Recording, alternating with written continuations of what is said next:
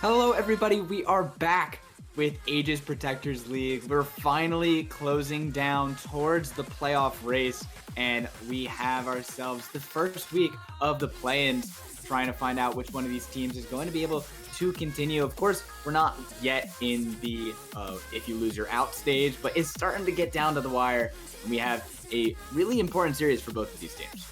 Yeah, starting with Plains finally, it's going to be really exciting, and both of these teams want to start with the right foot into the Plains. They want to get the win, and we were talking a little bit about this before going into draft, but we think that either of these teams does have the possibility to take away the win and be able to move on. So we do expect to have a close series in this particular game between CW and TFB.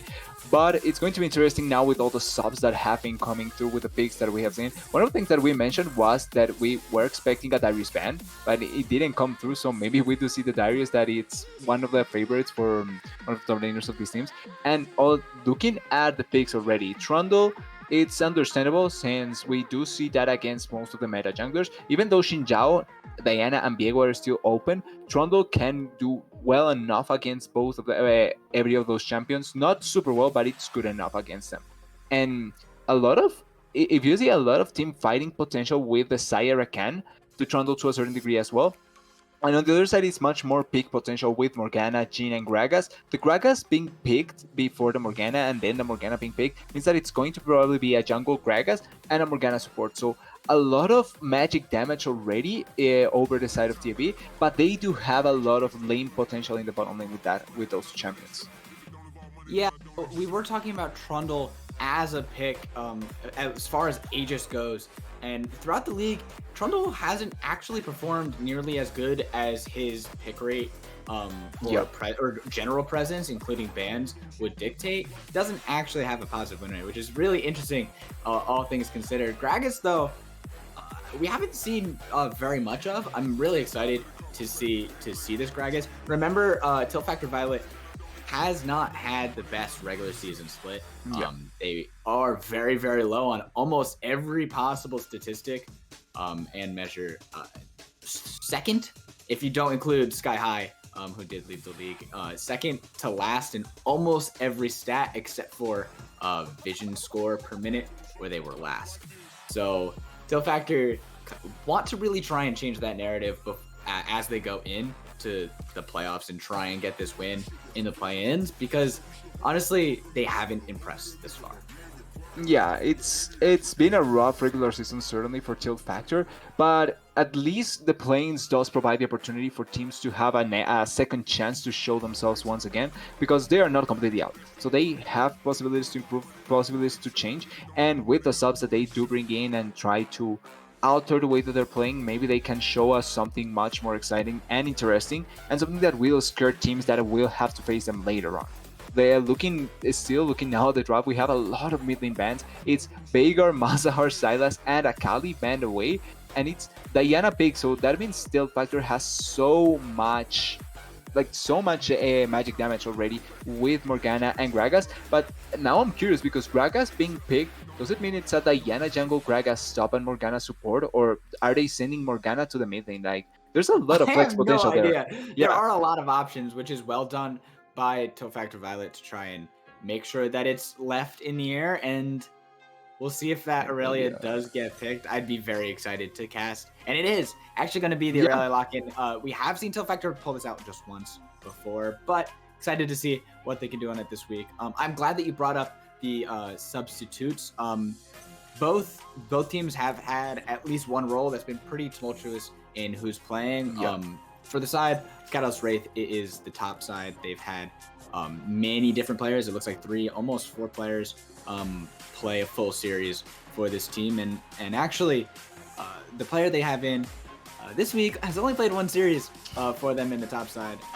And also for Tilt Factor Violet, their mid laner or their mid lane position has equally been pretty shifty throughout the regular season. So keep your eyes on those two positions to see what these players can do to try and solidify earning their spot on the rosters. Yeah, and for them, the champions that they're picking are not necessarily easy to pilot, so they certainly do have confidence in them to be bringing them up with these kind of champions. But now that we have an overall look at the composition that both of these teams draft, Kelly's Wraith I have a really interesting composition that has a lot of team fight potential, but LeBlanc and Camille particularly give so much power on the side lanes because it's really hard to try and 1v1 both of those champions. Even though you have Irelia to kind of answer one of the two, if it's the Camille or the LeBlanc, it's still really hard to answer the other one with any of the champions that they have. Like, I don't think you want to send Jhin or Morgana there. Diana can be an okay answer, but if she's going into the jungle position, she will be behind in terms of experience against those champions. And realistically, you don't want to send your jungler far away from the objectives because that's like kind of their purpose, to be close to objectives and be able to secure them. And if it's Gragas top lane, yeah. And if it's the Gragas top lane, then you really cannot fight really well against the Camille under the bank. Maybe if he goes full tank, full damage, then maybe he does have a chance. But his job shouldn't resolve around answering the split push, but more so focusing on being able to support the peak potential and the team fight possibilities from the side of Tilt Factor Violet. Really excited to see if this Gragas went full AP. You may try. I don't necessarily expect it, but honestly, both these teams are a little bit of a wild card factor because they have so little built up in prestige so far that swinging out with the gates, they have anything can happen. Everything exactly. Honestly, looking at both these drafts, I'm actually really excited to see Catalyst's draft. I think they have a lot of really good pieces. Where I'm not nearly as confident in Tilt Factors. I think it's much simpler in terms of how you're supposed to approach how to fight, because although you have the team fight composition, you want to be going 5-on-5 in if you are Tilt Factor. You don't have as strong of the tools to 1-3-1 as a LeBlanc or Camille that are just so premium in side lanes. But at the same time, you don't have this frontline tank to really make it easy to walk into these fights. Diana has to get a little crafty unless Gragas is actually popping off. You know, other than the possibility of Gragas just 1v9ing, I feel like Diana and Irelia are not the tankiest members. They have to play really, really well to make sure they don't get popped in these fights.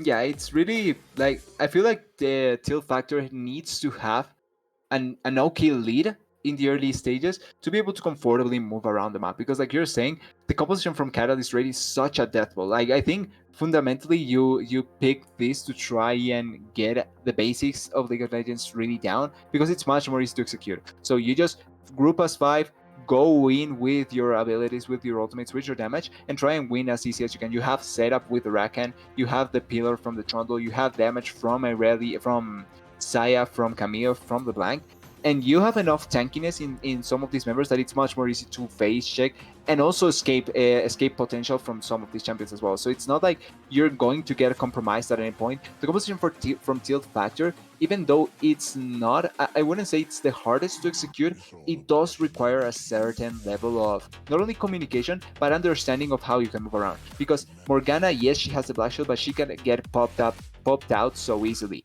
Same with the Jhin, same with the Diana if she's not really far ahead. And the Gragas, I would bet that he's going to go for the more AP damage red Gragas, which means that he's not going to be that resistant. He does get resistances and he's able to survive long enough, but he's also going to be a squishy target if you're able to focus him down. So Tilt Factor needs to play this really carefully, but right now I would favor so much Catalyst Wraith composition, honestly. Yeah, and also Catalyst Wraith has a lot more options in how to play the game. You said how you would play this is to be this death ball, walk in as 5, and just sort of flex because of the ease of execution that Catalyst has over Tilt Factor. But having a Camille in a side lane, having a LeBlanc in a side lane can be so potent when you're not really sure who's going to be even capable of matching either of these two. And it also makes it hard because both of these are very, very slippery champions with the hook shot, with the distortion and the mimic distortion. It's going to be very hard to get on these champs if you try and fight them in the side lane. So regardless of how they play this game, it's just going to be purely easier. And considering they are the higher seed in this matchup, Tilt Factor is coming in as the 5th seed, Catalyst Wraith as the 4th seed. With the easier comp and the higher expectations, Catalyst have really set themselves up for what a Game 1 win really should look like. Yeah, we're expecting a little bit more from Catalyst Wraith. Now that we're looking more at the positions that each of the champions are sending. It's going to be the Gragas in the jungle and the Diana in the mid lane, which I think this pretty much means that it's not going to be a tank Gragas. Because in the jungle position, it's close to always being the... I forgot the name of the item, the... Night Harvester? Yeah, the Night Harvester. Bingo.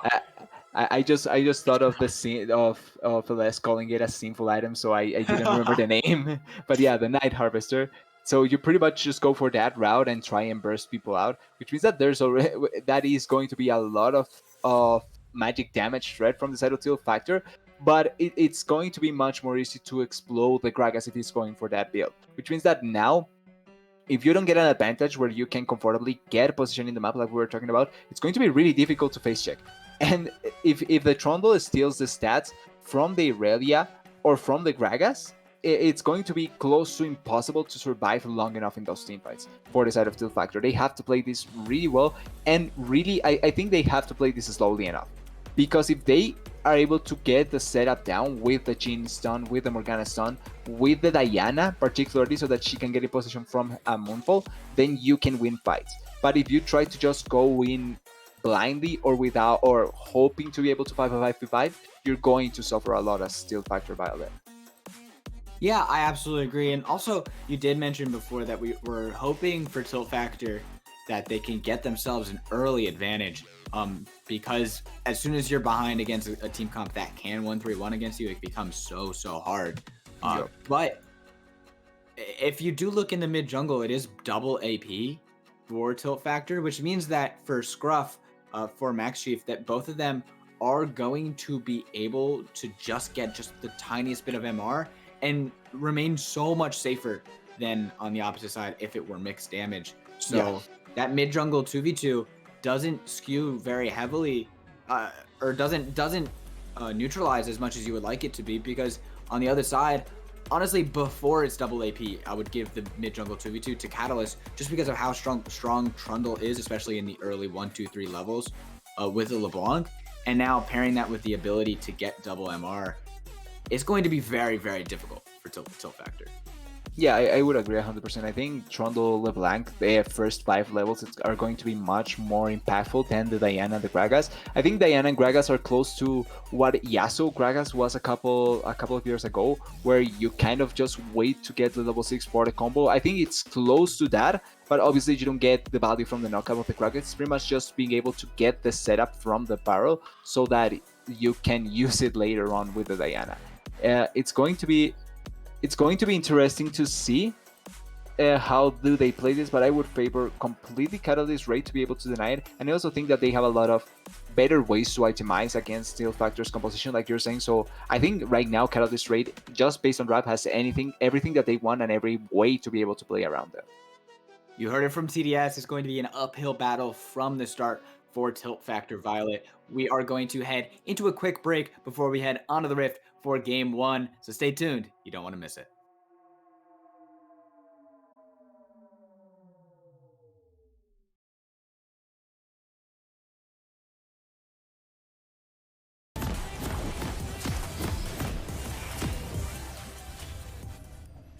Hello everybody, we are back onto the Rift for Game 1 of Catalyst Wraith versus Tilt Factor Violet.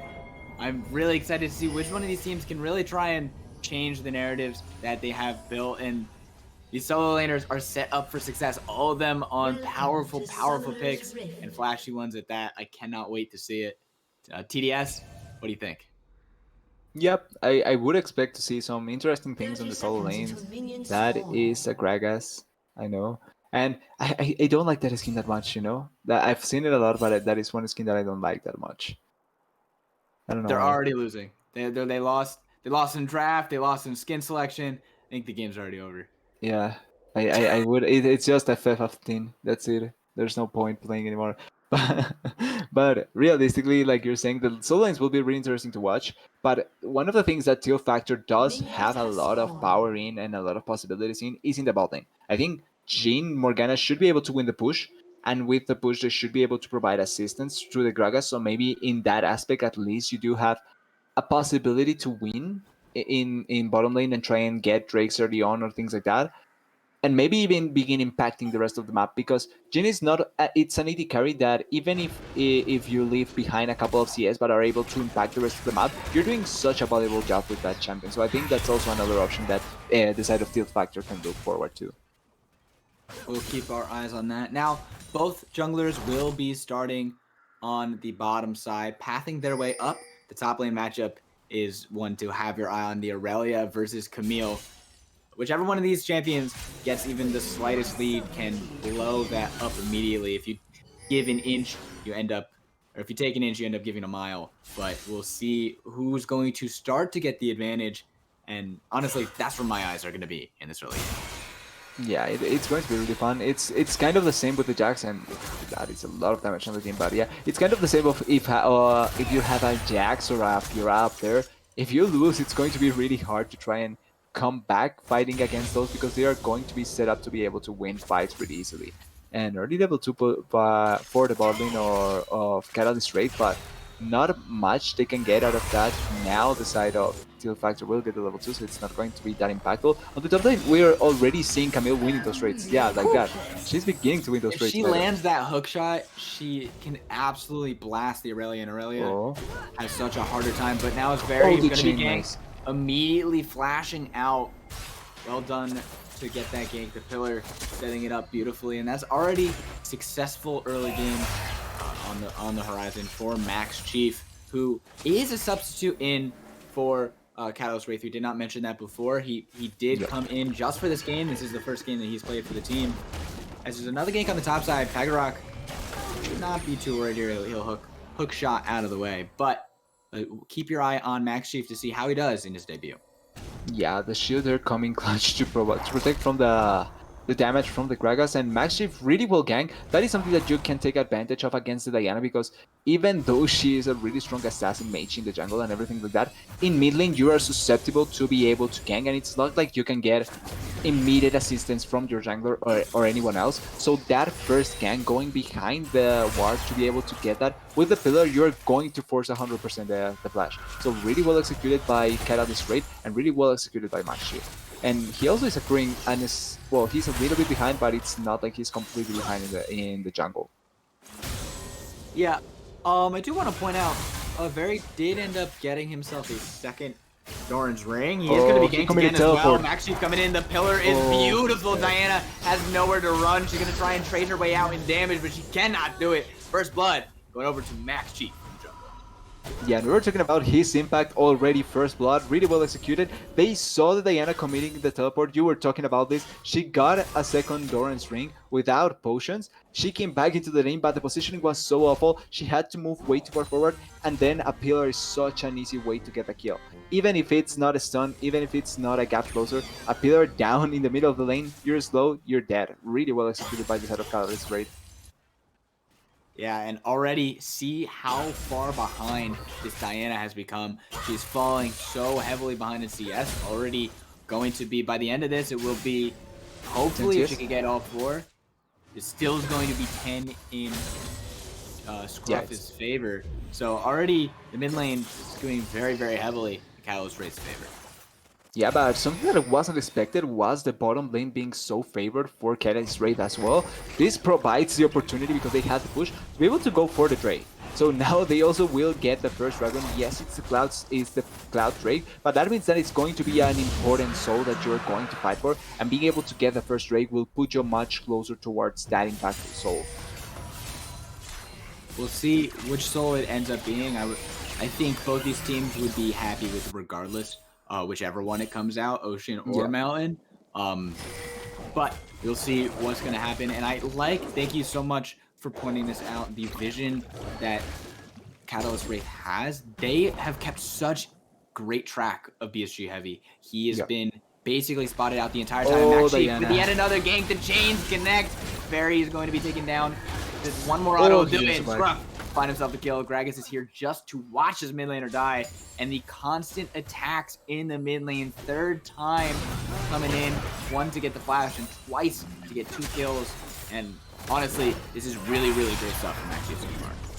Yeah, and in reality, this is also they are showcasing why Diana hasn't been that prominent on the mid lane. because it's so hard to pull her off in the mid in particular in comparison to the jungle. Really nice solo vision, even though they have that. They complete bot side vision shows them that they can probably go for that play. Also, they know where the Gragas is, so it's not like they're going for anything risky. And just finish my opponent, the Diana.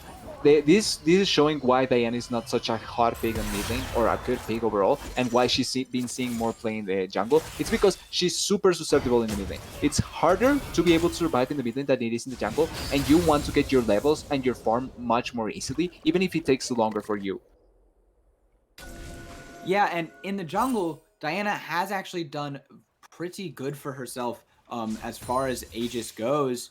With a 57% win rate so far for every team.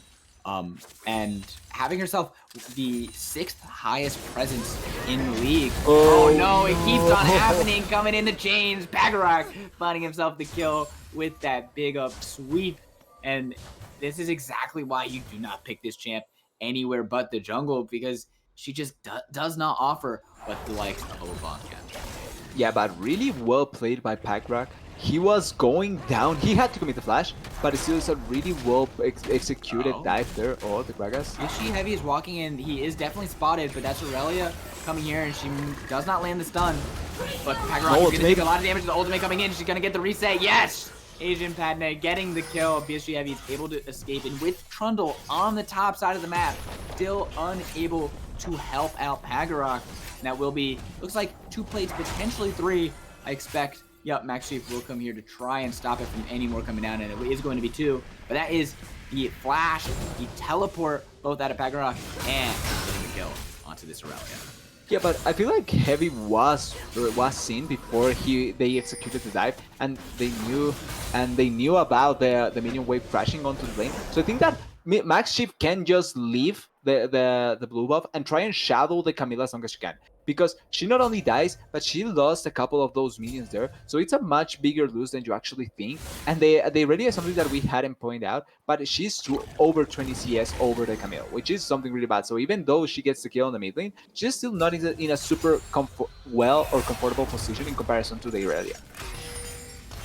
Yeah, now we'll see if Trundle does try and make a play here. BSG Heavy, oh, you have to feel for him. He's trying his best to make plays, but he is spotted out the whole way through. And Trundle waiting in the wings. Max Chief ready to pounce. Morgana's going to throw the binding. Oh, she does not even land. And now Black Shield early, the pillar is back in, but Heavy trying to trade back, just trying to get some damage on Zaya, but the damage is there, and Evil Zara gets the kill. Blast of damage from that Feather Storm. I'm actually potentially looking for more. We'll see when the next pillar is going to come up as he uses the ultimate to try and get more. Just a little bit overzealous though.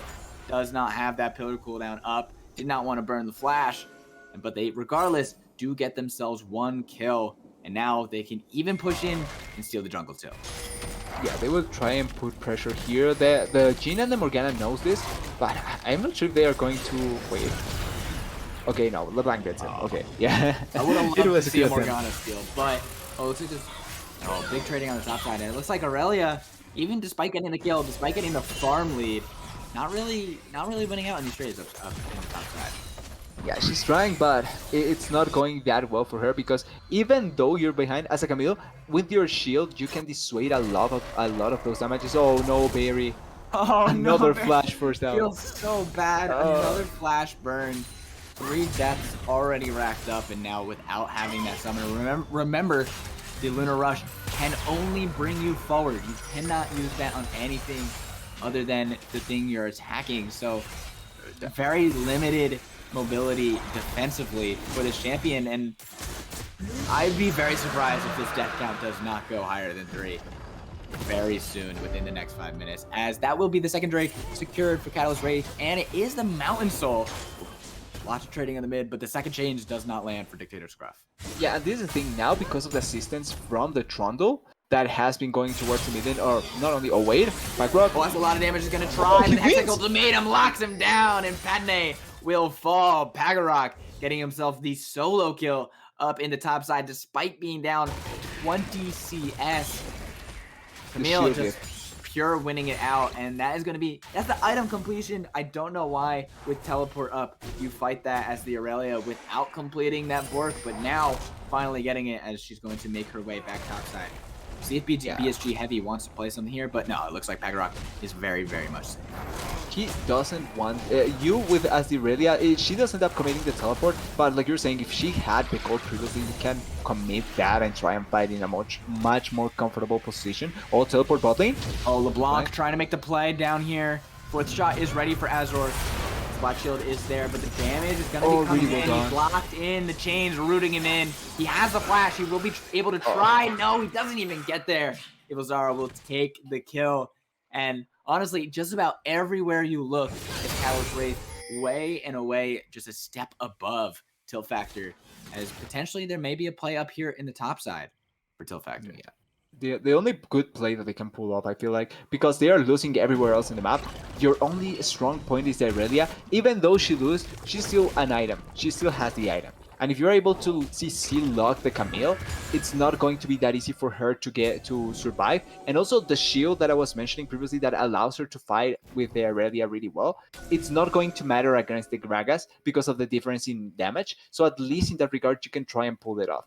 You can see that vision control from the side of Catalyst Wraith is really good. Oh no.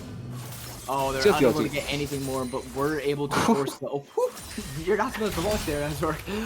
But forcing out the ultimate, but unable to really punish. There was no jungler nearby, and Helper was on the way, but fortunately, nothing else comes of it. Yeah, not much, but it's still an attempt that you can try and pull off. Maybe in the future you are able to get a kill, but it just feels like right now Tilt Factor are trying to grasp for straws because there's not many things that they can achieve or get. Oh, the chain goes wide. Both chains goes wide. Both chains go wide, but no, it looks like on both sides of the map they will be missing. But that is the siege into the mid lane. Morgana has already arrived, so she will be able to make sure that this is important. Fully complete this tower. Charge comes in nonetheless, but now actually trying to trade back.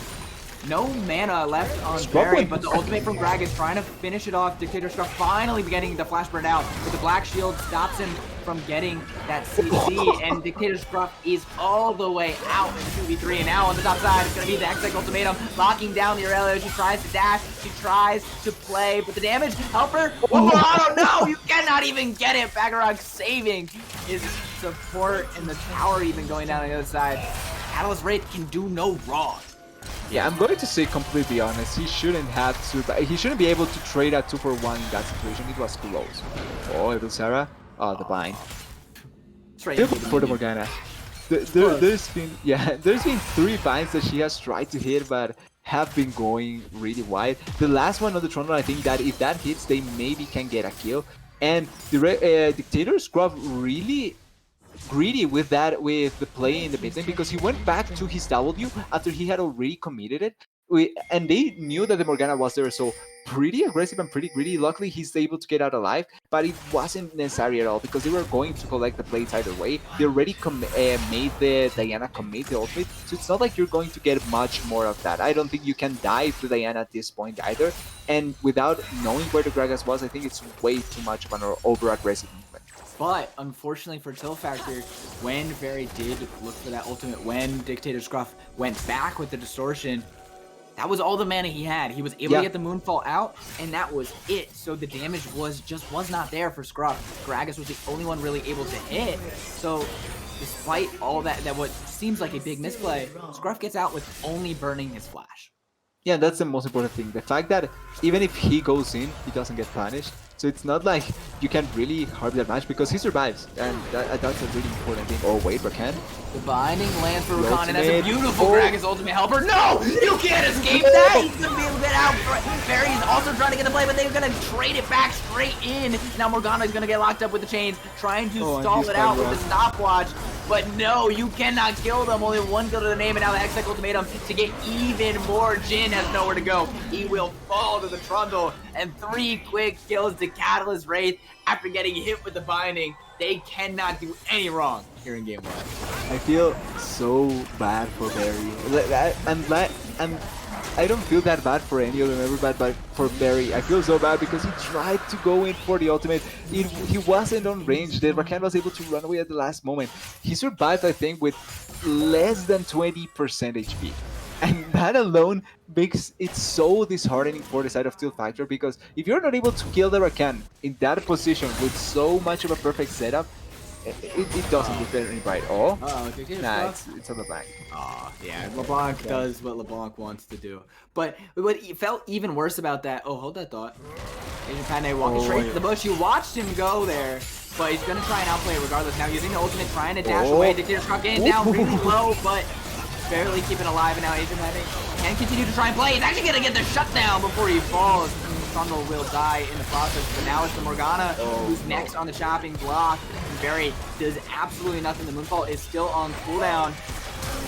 Beautifully done by Rakan. Is it going to be the triple kill going straight over to Xayah? Give it all to her. Quadra. One more to seal the deal. Give her the Penta. Run. Deserves it. Looks like Arzak is going to be able to escape. They can't get the CC. Oh, no. Camille takes it. But regardless, the Quadra kill for Evil Zara, as it seems like Catalyst Wraith continue to push the pedal to the floor. Yeah, and Irelia is the only shining hope for the side of Tilt Factor. She can 1v1 almost anyone, it seems, because she was in a 2v1 situation. She was able to outplay it, but even with that, the damage from the rest of the members are so huge. LeBlanc was below 20% health, and she was still able to come back, get a chain, and run away without dying. So, oof, that was awesome. But yeah, it's going to be really hard for Tilt Factor to get back into the game. It's not impossible, but it's going to be really hard. Diana now has the Night Harvester at least, so you will have the damage from the Diana to maybe burst down a target. It's going to be really hard to decide who, but there's going to be good chances the Wombo does exist for the Diana and the Gragas as well. I'm also surprised by the itemization of the Gragas. He seems to be going for Everfrost instead of going for the Night Harvester as well to try to just explode a single target, but he seems to want to be able to pick a champion out with that build and maybe secure kills much more easily for the Diana and Jhin. Yeah, interesting, but I do hate to be the bearer of bad news, but TDS, it is a 2-minute and 30-second countdown until, honestly, Tilt Factor just loses. When you're talking about the burst that they need, they cannot do that through a soul. Now Padme trying his best to outplay this. It is the 2v1. Hexacle to knock him down, but he's trying to dash away. He's not going to get it. Gragas with the ultimate. Not even enough damage. Now everybody's here. On the way. It seems like Gragas could be next up on chopping block as the charm comes in. He's going to get some CC out, but he's going to fall. Godlike for the Xayah as they collect 2 more kills. And 17-2 is his domination from Catalyst. Yeah. He may be heavy, but he's not tanky. He dies really quickly. They were able to secure him and get the kill. It seemed like a 2v2 that they could probably pull off. Oof, very. There's a lot of damage. The damage is disgusting from Dictator. But yeah, now, honestly, it's just, for me at least, it's a question of how cleanly can Catalyst Wraith finish off this game, because that's the big difference from the good teams to the great ones is when you get this big of a lead, what can you do to force it out? And now the damage coming in on the tower dive, they're going to try and find both. They will lose one, but Xayah with a feather pull back will get herself a double kill. Irelia, she's TP'd him. Kagarok is still here to lock her in, and now she's going to have to try and outplay this one, but she's stunned up, locked down. Trundle gets the chomp for the last hit, and that's the 20 kill mark already for Catalyst Wraith. Yeah, it's not only the fact that she gets CC'd, but she also gets strong to ulti, which means that her resistances are near 0 pretty much, so the damage from the Xayah will matter a lot. Will they go for a 20-minute Baron? It seems like, yeah, they are going for it. They're super strong. They are ridiculously strong. Now Gragas is here. Yes, but that is a way. Yeah, that is a way to come back. If he steals this, I don't think he will, but if he might not be alive to do it. The damage coming in. Hextech ultimatum to lock him down. The pillar just for the assist, but oh no! So far disappeared, and Kagarok gets the Q2 with that precision protocol to lock him down. And that is one more kill. That is the Baron 20 minutes in, and with 30 seconds left until the Mountain Drake spawns, Mountain Soul spawns, they are straight on their way to what seems like an insurmountable lead. Yeah, this just feels way too hard to come back. The scaling wise, I think the Diana and the Irelia have really good arguments, but LeBlanc, it's not about a scaler. The Trundle, it's a good tank later on. The Camille can also fight to a certain degree against the Irelia scaling wise. I think the main difference is the AD carries. Having a super good scaler in the Xayah in comparison to the Jhin, it's never that ideal. And I think that the longer that the game goes on, the better that the Saya becomes. Same with the Rakan, because his value with the Saya is way higher than that of Morgana alone. So I think that overall, just composition-wise, Catalyst Wraith felt so much more happy, and having this huge of an advantage, it's going to be close to impossible for TL Factor to be able to pull it off. They needed to steal an important objective, or at least be able to get picked somewhere else, but not even in the sidelines can they get anything. They Catalyst Wraith has now blocked the Irelia from being able to achieve anything, and on the other side, they cannot kill the LeBlanc, so it's really hard for TL Factor to get anything out of it, any play in the map. Yeah, and honestly, it feels next to impossible. Every champ on the Rift for Catalyst is just so strong, and I want to point out, we'll see, forcing out the ultimate out of Yvelzara, but that's the Gale Force forward. Seems like there's really nothing you can do to punish this Xayah. And talking about this pick, oh wow, Barry gonna get forced out with his flash as well. Wow, they just continue to force. Oh no, Gragas missing the ultimate as well. They're throwing out everything. They're so desperate to find themselves any advantage.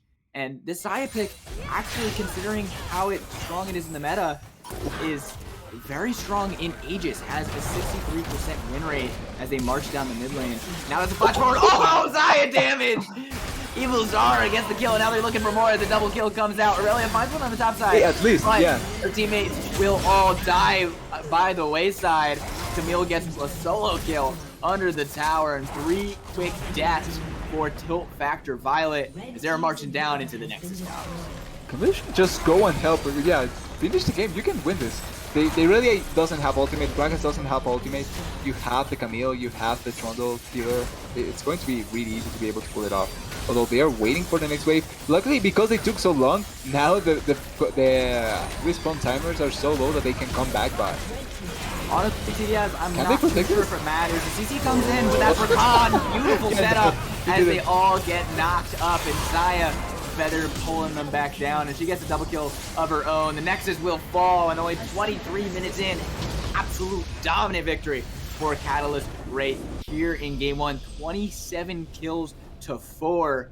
You absolutely hate to see it for Tilt Factor, but yeah, just hoping that they can find a way to bounce back. This is a very tough loss, and more so than what happened on the Rift, this is a mental battle that they have just lost. They did not make this close. They got obliterated, and now to be able to keep yourself mentally in this, to say, hey, we can come back game 2, we have to try to come back game 2, is going to be a very, very difficult fight for Tilt Factor. Yeah. To say that it's going, the least we could say is that it's going to be an uphill battle, because we had expectations for Catalyst Wraith being the higher seed, but we didn't expect between a 4th and a 5th seed the difference to be so huge, because it was complete domination. It wasn't even close. I feel like as soon as Catalyst Wraith grasped the game in their hands, it never fell out of there. So it was close to impossible for Tilt Factor to do anything. And now going into game 2, I'm thinking that yes, even though it was such a defining and deciding victory that they didn't have anything to do, maybe those are much more easy to come back, because it's pretty obvious that you play bad. It's better at least that you can see that it was so bad to play that realistically there was nothing you can do. Just forget about that. There's other games that you can play. Try better next time. There's always a next time. So I think that's at least much more comfortable. Yeah, I like this thought process. It was so bad that we should just wipe it from our brains, completely ignore it, and just look towards game 2. Selective memory. That's the play. We are going to take a quick break before we head into draft for game 2 and to see what Tilt Factor can try and do to make this a series, but we will be right back. Hello everybody, we are back waiting to get into draft of game 2, and honestly, if you missed that one, then that's all right, because we missed it too. It's okay. Yeah, we missed about everything that Tilt Factor had to show us as well. We didn't see any of it. But hopefully, here's to hoping that they can bring it back and make this a competitive series. But it can't look anything like it looked in game 1. Yeah, that's the hope, I think, for everyone. But maybe not so much for Catalyst Wraith, they do want that to repeat itself. But for the rest of us, I think the hope is that it is going to be much more competitive. And like I was saying, I think the best thing you can do is just try and forget it, because it was so horrible. But horrible games can happen to anyone. If it was a much closer game that was lost by an inch, it could have been way worse. But I think these are much more common games, so at least this is much more doable, I feel like. You're muted, Colonel. Thank you. Yeah. That at least is the thought process that we're hoping that Tilt Factor can go into this game with. Taking a look at the ban list, it doesn't seem like anything too out of the ordinary from what we saw in game 1. Of course, that Riven, it tends to be permabanned almost exclusively for Tilt Factor. I think Riven has the same amount of bans, the same amount of presence in general that Tilt Factor has played with this top laner, which is just funny. I think he's one of the only people that has any care in the world to play Riven. But looks like going to take their turn on the Trundle for Tilt Factor. That is the first big difference we have from the likes of game 1. Mirror matches, but we changed the teams. I think no, they take the Trundle away, so at least there's that. But Catalyst Wraith, they're staying with the same formula that won them at the previous game. The Saya safe pick, save AD carry, her ultimate. We saw it a couple of times. They're really valuable to survive any type of engage or kind of peak potential that the side of Tilt Factor had in the previous game. So I think just staying with that, with those two champions that make such a safe bot lane, makes sense. The Rakan also, I felt like, was really good. Now with the Trundle taken away, I do want to see what a Catalyst Wraith does go for. But I think that now with what the champions that they have, I think they can take away the Diana this time and send it in the jungle. They have a really nice combo with the Rakan. We'll see if that is what they do. You're right, that does sound pretty deadly. We'll see what that last pick is. I think it's Alistar because the name. It says Alistar, but yeah, we'll have to get confirmation on that just to make sure. But Alistar into the Xayah Rakan. I actually like the Alistar in this matchup because if he can look to try and headbutt, it very often leads to a double pulverize because of how close they are to each other. There we go. Yeah. It is going to be the Alistar. And now it's actually the Malzahar. This is a really interesting pick. Tilt Factor is one of the few teams that does have this in their match history. But obviously, Tilt Factor hasn't had that much success, and neither has Malzahar, unfortunately for them. But a different look for Tilt Factor going into game 2. Yeah, and in reality, I'm a huge advocate for the Malzahar because I feel like Malzahar gets really overlooked, but his value is so huge. Like, his R forces you to pay the QSS tax. It's not something that can go away. And also something really important, I think it's much more than just the ultimate. It's the dots damage that he has for team fights. Because yes, at the start it may seem like irrelevant, but the longer the game goes on, the more items that he has, the more presence that he will have in fights. And the constant use of his silence with the Malefic Visions, it's going to be really, really valuable. And if you're able to get one reset in fights, if one champion dies and get one more reset of the Malefic Visions with another Malefic Visions put down, it's going to be so much consistent damage from the Malzahar that people don't like it. I feel like people don't like the Malzahar because everyone remembers kind of that Worlds Finals where it was just pick to neutralize Breaker. But in reality, it is a neutralizing pick.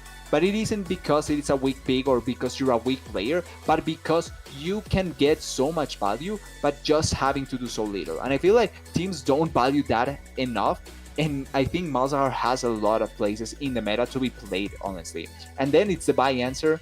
I'm okay with the buy in compositions that have a lot of engage and really strong follow-up. So at least with the Rakan, it makes sense. But I would like to see a Galio, especially to be able to follow with the buy. I think that combo would be so good for Catalyst Wraith.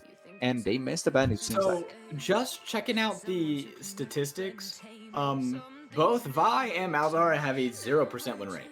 Currently in Aegis. Malzahar has had many more picks and bans, 3 picks and 9 bans, but a 0% win rate. Vi has only had 1 pick, 1 ban, but that 1 pick was unfortunately for her a loss. We'll see if this will be the game that changes that up, as obviously Catalyst Wraith are the heavy favorites going into game 2. But looking at the second ban phase, it is going to be looking at this mid lane potency that we saw in game 1, trying to get rid of the LeBlanc, as well as the Sylas, who, TDS, me and you talked before the game started, has a 91% rate in Aegis.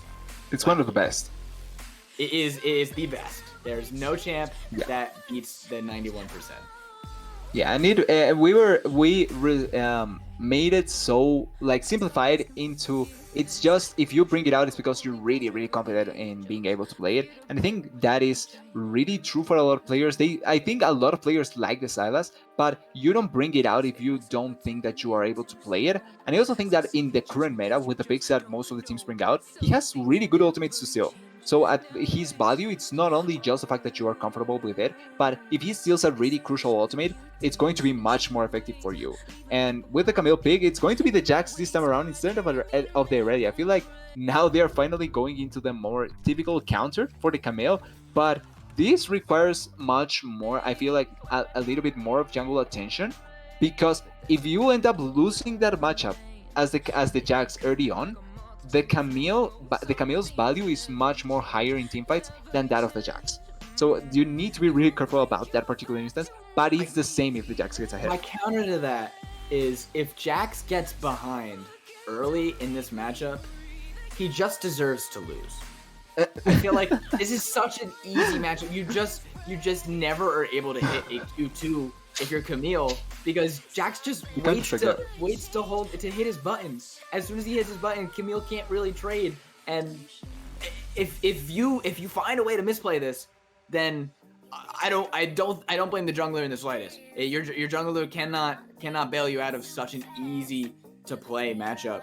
So I seriously hope that the Jax is the one that comes up on top in the top lane. But that is expected. After the drafts shake out, it seems like it's much more standard from Tilt Factor. A lot of hypey champs, excuse me. With the Samira and the Jax, I would love to see the Samira pop off. But if you took off the name tags, I wouldn't be surprised if Tilt Factor's draft was Catalyst Race, because I don't know why you're picking confidence-based, other than the Malzahar, of course, confidence-based champions after the game 1 that you just witnessed, that you just experienced. But maybe they felt like a lot of that stemmed from the difference that Scruff had over Very, and if that is the case, then maybe we can see Arzak trying to really find his way and carry his team into a game 3. I think much more than Barry, it was the difference between Max Chief and BSG Heavy. I think that the value that the Trundle was able to find all around the map, especially on mid lane, so to a certain degree what happened to Barry, but mainly what happened in the junglers, I think that was what affected them much more, and that's why now with the Trundle pick takeaway, they are much more comfortable with the picks and want to try and play the confident champions like you're saying, because I feel like this is a combination of what I talked about, in the sense that forget about the game and just move forward with a mix of this is what we lose to, so we take that now and now we can win with that, pretty much. I think that's what Tilt Factor thought about. I'm not completely, I don't completely think that if you take away the champions that's going to work, but I do think that going for confidence-based champions at least shows me that they are not completely giving up in anything and they want to try and still win. And their composition does give the possibility to play teamfights. My main fear is the fact that Jax cannot support a teamfight the same way that the Camille can do. The way of him from him fighting teamfights is much more different, and the amount of lockdown that the side of Catalyst Raid has, it's going to be much more bothersome for both the Jax, the Samira, and the Malzahar. So it's going to be interesting to see what does happen there. But once again, I think that Catalyst Raid drafted towards what they want to do, try and team fight with some side lane pressure, and they're just going to try and execute there. I think I tend to agree with you. We'll have to see what they can really do. And honestly, I really hope that it does work out, right? I really hope that they can have a better showing. They were 5th in their group, in what originally people thought was a very, very strong group with the likes of Akuma, not even topping their group, getting a 2nd in that group to Gulpin. So originally the thought was that Shurima was so powerful, but Tilt Factor not holding their group up to that standard. So we'll see. Maybe this is more of a testament to say how strong Void was if Catalyst Wraith, their 4th seed, can so dominantly take over Tilt Factor, who was just 1 seed lower than them in the other group. Yeah, those kind of groups of like group power rankings that we had seen coming through does matter, I think, to a certain degree. I feel like it always has to be taken with a grain of salt, because even though the group value can be really high, there's always one team that really doesn't represents the power of that group really well. So for example, and this going to go into more real sports examples, even if you have in football, soccer, a group that has Barcelona, Real Madrid, Juventus, or things like that, there's always one team that it's way below the actual power level of the rest of the teams, and it doesn't really represent the amount of power that there was in that group. So I feel like that it can be one of the things that can happen in the same sense for Shurima or Void. So I don't really like to put that much pressure on teams because of that, but I do agree that it can also show sometimes that there's groups that had really, really strong teams that maybe if they are in a different group, they could have topped it even, or just fight for top spots. Absolutely. We'll have to see how this does shake out. We are going to head to a quick break before we get into Game 2 of Catalyst Wraith versus Tilt Factor. We'll see if Catalyst can repeat what they did in Game 1 that was so impressive, but all that we'll have to wait and see. Thank you guys so much for watching. We'll be right back. Hello everybody, we are back onto the Rift for Tilt Factor Violet versus Catalyst Wraith. Game 2. My heart goes out to Tilt Factor that hopefully they can come back in this series, make it competitive, and hopefully on the right picks to do that. I think that their draft looks way better this time around. That Diana in the mid lane did not work out for it this time with the Malzahar, nice and safe, as well as what's probably a more favorable matchup in the top side than Game 1. Yeah, overall, I think they now have much more resources to try and play around, not depending on a super snowball to try and just pull it off because of their composition. The only kind of iffy part, it's like you're saying, the top. I think the top side is still an iffy part because it is going to be a much more snowbally matchup depending on who does get the snowball. But at least I also think that even if Jax dies once, it's not going to be that bad because Jax is supposed to win that matchup. Yeah, I think, honestly, I said it in draft and I'll say it again. I think that there's no reason that he shouldn't be able to win in the top side. But the real question for me is Max Chief on this Vi. I didn't really expect us to have a Vi in the jungle, but seemingly very confident to pick it after what was such a dominant first game for them for Catalyst Wraith. With a 0% win rate, it is going to be a really confidence-based champion. So it's going to be interesting to see. I think the Vi does have merit in this competition because, like I was saying, it needs follow-up to be able to execute really well. The Camille, the Rakan are two champions that can do that really well, and having two really huge carries in the Xayah and the Corki, I think overall rounds out the composition really neatly for the Vi. Yeah, and talking about that Camille follow-up, Hagarok had a really, really good game of Camille in Game 1, getting a solo kill, even after being down pretty heavily in CS, which honestly is pretty much to be expected against any Aurelia with fingers. It's so easy to execute them all with your Q. So after going down that far in farm, though, finding a solo kill and overall just being a better top laner consistently. Remember, Hagarok has not found himself in a consistent spot on this roster. He did only play one series for Catalyst Wraith, and obviously showing up when it counts and looking really, really good. Yeah, it wasn't. I feel like it wasn't too much success previously, but certainly now that he has been maybe much more consistent would be the okay word, consistent in terms of maybe practice and all that. Oh wait! Whoa! Straight back into it. Is going to be the gank in the top side. The stun landing from all the way from downtown. Can he get the rest of it? No, he cannot. Jax, whoa! The third tower shot. Woo! It does a lot of damage. Wow, straight into the action, but Jax is able to survive. Has himself a CS lead as well. So thank you for not butchering this pick. And he looks pretty good on it so far, able to survive that and trading flashes with the top side after getting ganked. So well done for him so far. That went from 0 to 100 really quickly, honestly. But yeah, it was really good. It doesn't look like it's going to stop either. Both junglers are here. But now Corki does have that Valkyrie saved. So able to remain relatively comfortable. As now it is the Trundle who has the opportunity to get this crab. He already has himself a CS lead. Vi did skip a camp to make her way topside. So Trundle going to get even further ahead of his jungle counterpart. Yeah, which I feel I would expect because I think that Trundle probably clears faster than the Vi.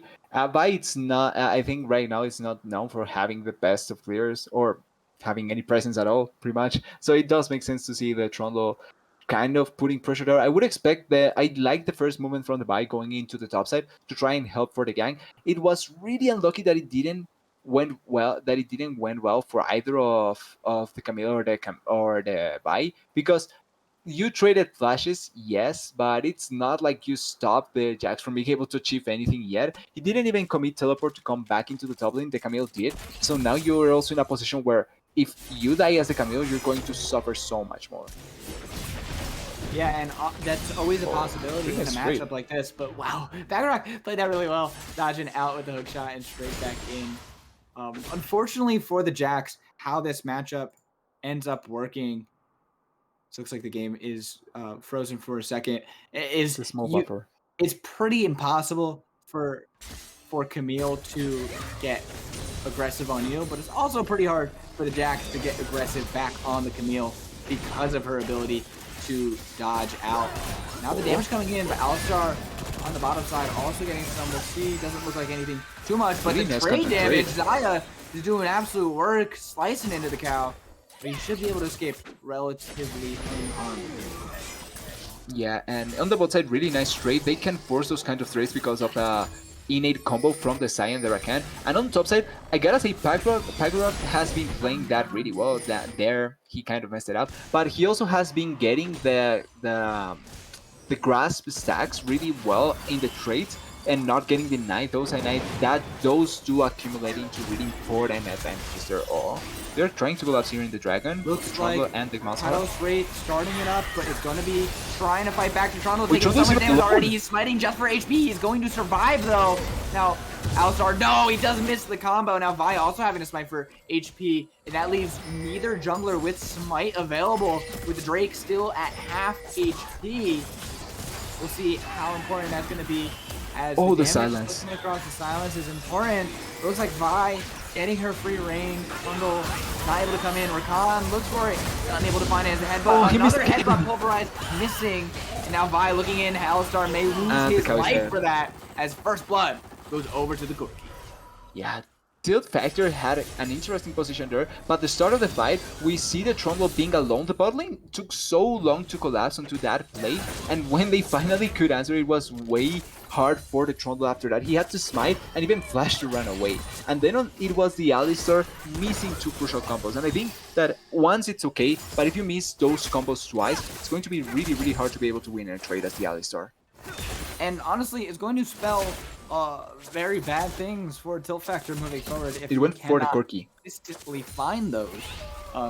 Missing only two that we've seen him shoot so far. And well done to point that out.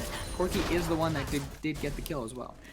Yeah, so now making the Corki go much more closer to his power spike. We already saw in the season a Corki that carried the game pretty much. So now we're going to see, are we close to seeing another Corki that will destroy the late game or something else? Because I do want to see if the Corki can play, especially if he does play the attacks. He has to be careful about the attacks and be conscious about it. Oh, now there's going to be a gank on the top side. The hook shot lands straight into Hexacle Ultimatum. He's locked in. Vi with one more punch does him in, and that is his second kill of the game, going over to Catalyst Wraith. Yeah, really well done. Even though Pygarok gets a stun the first time, he still has the hookshot activation, which means that he can come back and be able to get the second part and stun the Jax. When that is there, it's much more easy to get the kill on the Vi. Attempt here in the mid lane, but not going to get much. The Jax luckily still had the teleport. He didn't commit it previously, but another death for the side of Catalyst Wraith in favor of them, and it's on the Jax. If they get one more, they can really put a stop on these Jax. And Backbrook has been playing this lane really well. Yeah, it's really difficult for both of these champions to look aggressive on each other, but I think Jax is playing this really incorrectly, and now he's going to be ganked again. The flash forward, knocking him back, and using the ultimate. They do not actually have any more CC. Vi's level 5, did not ting level 6 first, and honestly, that is what we've seen so far. Trundle has been a step ahead of her in jungle consistently. Now trying to find more, but she has the Vault Breaker to try and escape, but the beautiful pillar to knock her back, and now they're gonna have the damage, giving it straight over to the Jax. Flash in the mid lane. Rakan does look for the roam, but a very, very successful play to counter that gank in the top side. Yeah, ooh, in the bottom lane, the flash first by the Saya, but there in the top lane, that was a lot of damage from that Jax, against that Jax. Yeah, both trading very, very heavily, but as soon as he gets that back off, he should feel very, very good. Oh, not getting the stun that she wanted. That's how Jax is supposed to play this. Save his stun. He keeps on using it aggressively, but if he saves it defensively, Camille has a hard time actually doing anything. Yeah. But if you use it aggressively, she always has that hook shot to try and dodge it, to try and outplay it. She's been doing that pretty consistently. Oh, I thought Alistar was... Oh! Actually nice getting the pulverize. Well done to cancel that, keeping that Samira safe. Yeah, they are really trying aggressively in almost all the sides of the map from the side of Catalyst Wraith. In the bot lane trying to get picks, in the top lane trying to get picks. I do gotta say that the Vi, because she committed the flash, obviously she didn't achieve much in the top lane, but now with level 6, even if she doesn't have flash, she can be in a much better position to set up for the ganks. Oh. Good trading, but Camille has... Oh, Backrock has the Q2, the damage. Did not expect that. He had the flash, just was not prepared to use it. Did not see that damage coming. Counter engage. The re-engage. Alistar taking a heavy load of damage, gonna have to burn the flash well. Samira in deep, but that's the Infernal trigger, the pillar to lock them in. Now finally Xayah ult is gonna be forced out. He's gonna get rooted up. It's a lot of damage. He's gonna be triple tower. Oh no, he walks back in. You gotta be kidding me, what are you doing? Alistar will actually get the trade kill at the end of the day with the Ignite, but a huge misplay for BSG Heavy as he loses his life and ends up trading. Yeah, BSG Heavy played that really scuffed in a sense, and also really nice counter engage by the Rakan. That's one of the powers from the Lovers duo that a lot of people like and see, and that's why it's better if you're going to draft one of the two, it's better to have the other part, because it magnifies the amount of damage that you can output, and also the amount of security that both of those champions will have. So really well played by them. The Trundle overextending really hard to try and get the kill, and he tried to go to overcommit for the last fight, but I don't think it's even worth to trade kills there. You give up a no to lead for a support as a jungler, and you give pace for the Vi to get back on track. It's not going to be ideal. They end up trading 1-for-1, and the kill goes for the Xayah, so it's not a kill for them. And Drake now the Drake is started. Corki has the package. Scruff with that big playmaking tool. Pillar already being used as an important cooldown for them to try and start the fight. And there's 4 people down here. Finally now Xayah, Malzahar arrives before the rest of everyone comes engaged as the spike secured for Vi. The knock is coming in. Corki gets himself the kill. Can he find a second? Alistar has nothing left, but Dictator Scruff gets himself the second, and already it falls apart for Tiltfactor. The next kill comes down. Camille is here. Hextech ultimatum. You're going nowhere as the knockup comes in from Rakan. That was so close. That sweep knocking out the rest of the cow, and now deja vu all over again. Catalyst Wraith maybe not as dominant in the first 5 minutes, but already off to the races with a big gold advantage and only 2 kills to the side of Tiltfactor.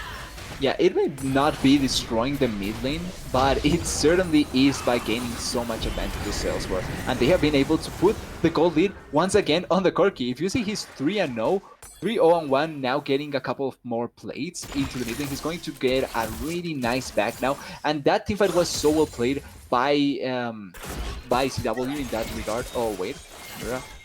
Oh no, Samira, I'm not really sure if you win this, but she's waiting for that Infernal Trigger. She finally has it. Baziah trading with ultimate as well. She gets a feather. Pulled back straight into Samira's heart. She will fall. Outplay in the bottom side as is the 1v1 kill for Baziah. I guess she wins it. I guess she does win that. Really well played by Saya. Oh. Agarok walking up. Yeah, pretty tanky, and Jax is pretty far away. Oh, Pillar does miss, and that's the end of that play. But Tilt Factor trying their best to find anything, anywhere. Yeah, Tilt, it's a try for Tilt Factor, like you're saying, to achieve something, but it's getting really, really hard to be able to pull off. The amount of gold that it's going on the side of Catalyst Wraith in comparison to anything that Tilt Factor is gaining, it's close to the first game. Like, you were right in saying this. Even though the first levels were not as good, they are still gaining close to the same advantages that they were able to accrue in the first game. And that is really worrisome for Tilt Factor because they have at least a late game capability with some of these champions, but Samira spikes harder with her first item. And she's not going to have that power strength. Oh, I doing a little damage. It's a low coming out, but now can they get the trade back? The ultimate doing so much work, and Heavy gets the trade. He will fall immediately, but that Malzahar suppression keeping them alive so far. The CC through, but can they get the blast going? Actually, but here is the Jax ready and waiting. The E stun. He will actually not find the spawn. Well done, but he will be able to flash forward for that kill. Finally, some signs of life for Tilt Factor Violet. Yeah, a little bit too over aggressive there by that is a lot. And we were hyping the Vi there, thinking that she was going to just take advantage of the Trundle, but it didn't happen. Trundle out muscles the Vi and kills her, and it turns into a much more favorable trade for the side of Catalyst Wraith, even though it's not a lot of kills. We're just stopping the pace from Catalyst Wraith to get much more harder to fight against. It's better for Tilt Factor. Like I'm saying, Malzahar can still scale. Same with the Jax. He got a kill, or he was able to assist her. And the Samira still needs to achieve her first item to be able to fight much more comfortably for that Drake that will spawn in 1 minute 30. Yeah, we'll see if they do decide to fight for that. A lot of people grouping on this bottom side, both junglers here as well. We'll see which team is able to start getting their vision, as the river is relatively dark for both teams, but it actually might be a play coming in. But it looks like Trundle is fine. Nice knife. Oh, the damage is ridiculous. Jax is gonna get Hexa Gold, made him under the tower. The Q2 does so much work, and Bagarok flashing away to safety. Solo Bolo in the top side. That is absolutely disgusting coming out of the top lane. Yeah, we talked about how the Jax has to utilize the Counter-Strike much more defensively to play around the Camille. But we see the Jax badly keep on using it aggressively to try and get something, and as soon as it's down, the Camille just answers back and it's able to kill the Jax so easily. We have seen this a couple of times already, and flashing forward. The cancel was unable to get the headshot. Oh, the damage from the feathers pulled back, and Evil Zara gets the kill with the Gale Force. Now Alistar under the tower trying to escape himself with a flash for the Xayah. Pull him back, double kill. Xayah absolutely popping off second game on this champion. If you are looking at Catalyst Wraith in the next round of play-ins, ban this champ because Evil Zara looks disgusting on it. Yeah, really well played by the Xayah, but also the Rakan. That answer to the Alistar instantaneous flash pulverize was so good. It has stopped the Alistar from being able to push her back into tower range and maybe force something much more. It goes super well for the side of Catalyst Wraith, but really well played by the Rakan. They now get position on Drake. Oh no, Trundle. Gets himself the kill on the Trundle, and it may have been a quieter start for Scruff, but he is looking just as deadly as he was in game 1, and he still has the package if he decides to try and look aggressively in this mid lane. Yeah, and Corki takes a little bit longer to scale, but right now he feels like such a dominant force, so much damage, so much positioning, and he used the package there just to... I think it was timing out. The cooldown was down, so it makes sense, but the Drake gets captured by the side of Catalyst Wraith. They also have position for this Herald. They have complete control of the map right now, and they are once again in prime position to get the Rarity Soul and just lean out the game pretty easily as well. Game 1 had a near 20-minute soul for Catalyst Wraith. This time around, they're on 20-minute Baron and a 20-minute soul. Yeah. But this time around, it looks like it's a 21-minute soul on the clock. We'll see if they can match game 1 with a 20-minute Baron on spawn as well. But Factor Violet find themselves once more against the wall, backed into a corner here in game 2. Yeah, they need to try and look for things, they need to try and look for picks. They have a Malzahar, nobody has played the QSS stacks yet, so if you can go and utilize the Malzahar somewhere, you can maybe pull something off. Oh, 4 members mid. Oh, but Rakan just too slippery, and now actually Train back is 4v2, but the suppression coming out from Xayah, she's unable to get the damage across. Rakan is still alive, the Feathers pulled back to lock them up, and now reinforcements have arrived. The ultimate coming out of Vi, she's trying to lock them down. Camille is here as well. They're trying to get it in. Hextech ultimatum gets the kill. Rakan will fall, but at what cost? Is it 2 for 2 so far? Can he escape? No, that's a Valkyrie over the wall. Corki has the last auto. Double kill go over to him. Jax can't find anything either. Tilt factor falling apart. Perhaps it's even tilting. They can do nothing against Catalyst Wraith. Yeah, they're so far behind. They went for a last it felt like a last attempt. They still are not going to lose the game, but it felt like a last attempt to try and stop everything from going down, even down, more down than it is already. But it got stopped instantaneously. Really great counter engage by the Xayah Rakan, and the teleport from the Camille. Really well. It's really funny because the Camille there gets the stun onto the Samira and also cancels. It's able to move the Jax a little bit, so it's not like the Jax can help stop the Samira from dying really quickly. Jax does a really well played fight there by just securing the target so that he can at least get gold, because he was going to. I feel like he was going to die anyway, so at least he secures a lot of gold into his pocket and try and get back into the game as soon as he can, because right now he just has a Blade of the Ruined King and a Shin. He needs the Sonder as soon as he can to try and put more of a fight against this Camille. He's trying his damnedest, but honestly the team around him just continuing to fall apart. And honestly, I'm really disappointed so far at the Malzahar pick. Yeah. You pointed out that no one bought the QSS tax. Honestly, it feels like it's unnecessary. It's an optional tax. Who is going to pay that? Because he has yet to find a genuine pick for his team to lock someone down, create a 4v5 opportunity. And last time around, using it just so late after Xayah was already under the tower in a 2v4, but where the rest of his team could not even get the damage to help kill that lockdown target. And so far, this Malzahar has really been unable to do what exactly they drafted it for. Yeah, what I've hated the most is not utilizing the Malzahar to try and help the Jax. Like, I feel you can sack your lane on top side and just go towards top lane and use your ultimate. If you can kill the Camille. The damage coming out, Samira. Yeah, one more. He didn't even need the rocket. Scruff on another level right now. Popping off. He is just so strong. He has that Mana Moon completed as well. And a solo kill on the bot side is spelling doom time after time after time. Yeah, the Corki is so far ahead. He's so strong that you're saying he didn't even need to hit anything as long as he has the extra damage from the auto attacks. That's it. Really oppressive things from the Corki, from a Scrub. And even though it's the Corki that takes a little bit longer than the LeBlanc we saw in the last game, his damage is close to what it was, to what the LeBlanc did. It's really gross, really well played by him. And I'm going to go back to my point. I don't know why the Malzahar is not looking at side lanes to try and just kill someone with a member there. Because you're not getting, even if you get much more farm or things like that, you're not going to get that much value. Your value is in trying to get picks for the ultimate. Oh no, not again. As well. That's so much damage on Alistar already. The package coming in underneath the tower, straight down, and the rest of the team falls apart. Rakan will die, but Corki finds himself the kill. Samira can get nothing, and that's the triple kill going over to Scruff. He is unstoppable. 11 kills now to his name, and Catalyst Wraith continue to push into the base.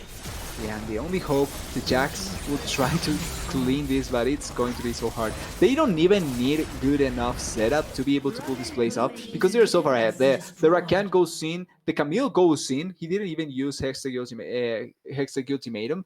The Corki uses the package, he seems to be in such an unfavorable position, but instead just goes behind, kills the Samira, the bike comes in, and you clean up 4 members really easily. Jax doesn't have teleport, so it's not like he can commit to help, and in reality he doesn't want to, because if he goes there, it's a 5 for nothing ace, or 5 for 1 ace, and the soul as well.